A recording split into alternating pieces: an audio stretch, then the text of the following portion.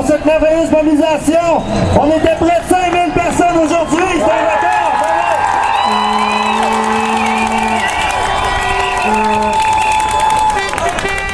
Avant de faire l'événement de clôture, je veux remercier deux personnes qui ont animé la manif, Bernard Saint-Jean du Ractine et Julie Leblanc du CF. Merci pour les slogans.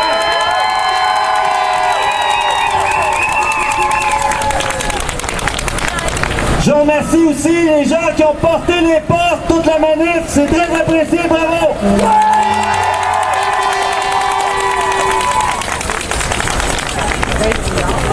Alors, sans plus tarder, les gens de la Coalition montréalaise, pour la survie des services publics et des autres regroupements vont vous dire quelques mots avant de conclure cet événement.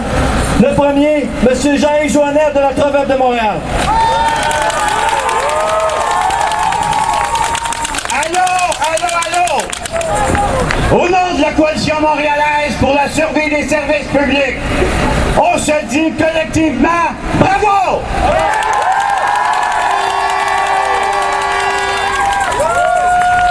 Selon les estimations de la police, nous étions 500. Selon ce que pense le Parti libéral, nous étions 50. Selon ce que nous pensons, nous étions plus que 5000.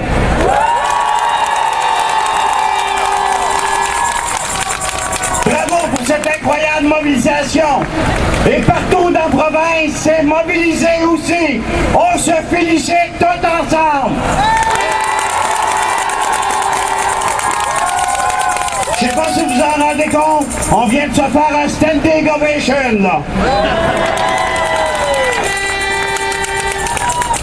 Deux demandes particulières. J'ai deux choses particulières à souligner. La première, les organismes de défense collective des droits, ils n'ont toujours pas de nouvelles de leur renouvellement de leur protocole. Nous ne savons toujours pas si nous allons continuer à être financés passé le 31 mars prochain. Nous exigeons la reconduction des protocoles. Nous voulons un financement pour la défense de droits adéquat pour poursuivre notre travail.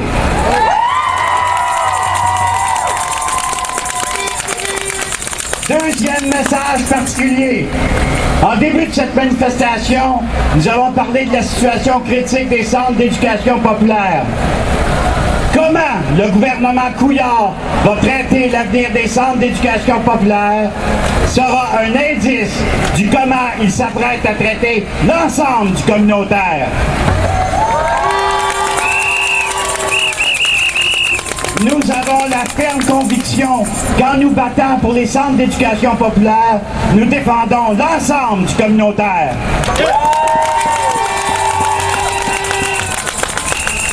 Pour la défense collective des droits, comme pour les centres d'éducation populaire, que le gouvernement Couillard se le tienne pour dit.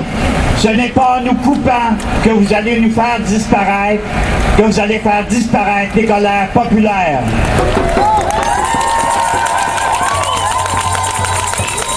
Bien au contraire, nous sommes plus que jamais solidaires et capables d'articuler notre colère. Merci.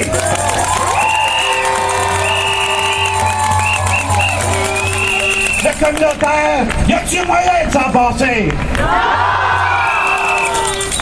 Alors je vais demander de avec moi, le communautaire, on n'a pas les moyens de s'en passer.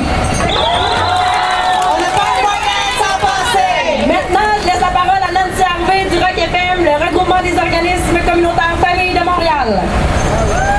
Bonjour. Les organismes communautaires Famille de Montréal sont fiers d'être dans la rue aujourd'hui.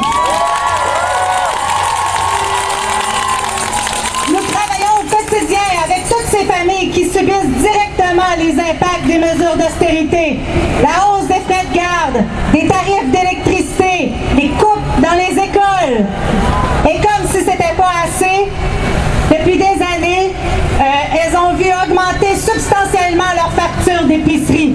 Résultat, les familles montréalaises s'appauvrissent de plus en plus et elles ont de moins en moins de services. Les organismes communautaires familles en ont assez d'être sous-financés. Le gouvernement préfère investir dans les PPP sociaux avec la Fondation Chagnon et donner des millions aux cliniques du docteur Julien plutôt que de reconnaître et consolider des organismes qui sont sur le terrain depuis des années. C'est assez! Nous exigeons un rehaussement de 18 millions pour le secteur famille. Après la Fondation Chagnon, c'est au tour de Centraide avec son projet à impact collectif de vouloir nous montrer comment lutter à la pauvreté dans nos quartiers.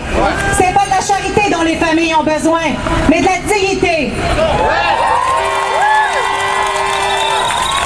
Arrêtons de couper dans nos services publics et redistribuons la richesse de façon plus juste et équitable. Pendant qu'il appauvrit les familles et les groupes communautaires qui les soutiennent, le gouvernement donne 1 milliard à Bombardier pour sa filière la plus à risque et refuse de condamner les Blancs complices de l'évasion dans les paradis fiscaux. C'est assez!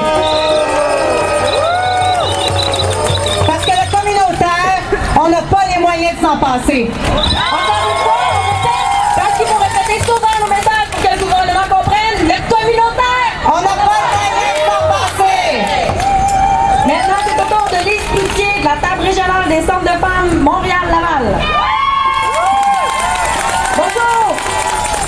D'abord, permettez-moi, en votre nom à tout le monde et au mien, de reconnaître qu'on est ici sur un territoire autochtone non cédé. Ceci dit, au lendemain de la Marche mondiale des femmes, le mouvement féministe, les femmes, on est là. On est présents.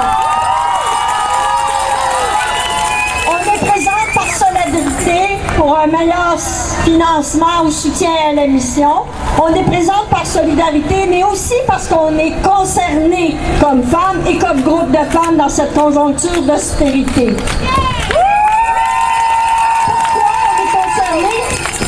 Faut pas perdre de vue que sur les mesures d'austérité et le sous-financement visent surtout les femmes.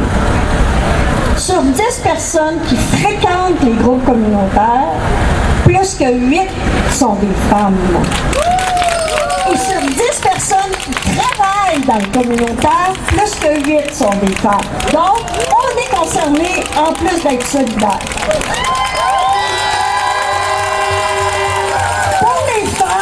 Les services de santé et d'éducation, les services publics, on trouve qu'ils sont essentiels. Pas juste parce qu'on est les principales utilisatrices, pas juste parce qu'on est les principales travailleuses dans le secteur public, pas juste parce qu'on est aussi les principales proches aidantes quand il n'y en a pas de service public ou quand ils sont défaillants, mais parce qu'on est très bien placé pour savoir que les services publics, c'est des éléments incontournables pour battre l'inégalité et pour contrer les injustices. Alors, comme c'est incontournable, nous, ce qu'on dit, il faut arrêter tout de suite toute tarification, privatisation des services publics, 1, et 2, on veut un gouvernement qui a une volonté politique et qui fait des choix politiques d'investir de façon majeure dans les services publics.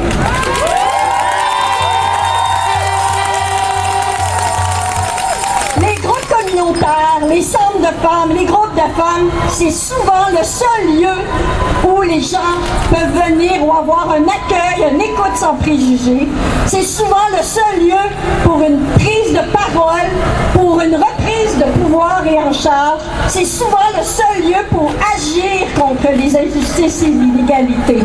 Donc, c'est fondamental et on veut un financement adéquat, un financement de soutien, de consolidation, parce que le communautaire, on n'a pas les moyens de s'en passer.